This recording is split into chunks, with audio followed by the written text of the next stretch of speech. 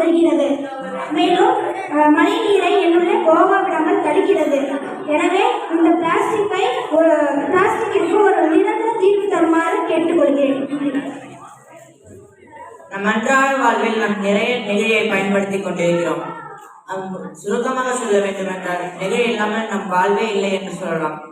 தற்போதைய சூழ்நிலை அப்படி மாறிவிட்டது. ஆனால் நம் முன்னோர்கள் மஞ்சப்பை போன்ற இயற்கையான பொருட்களை கொண்டே வாழ்ந்து வந்தனர். ஆனால் நாம் இப்பொழுது செயற்கைக்கு மாறிக்கொண்டு வருகிறோம். நாம் பயன்படுத்தும் பிளாஸ்டிக்கை முழுவதுமாக தவிர்க்க இயலாது.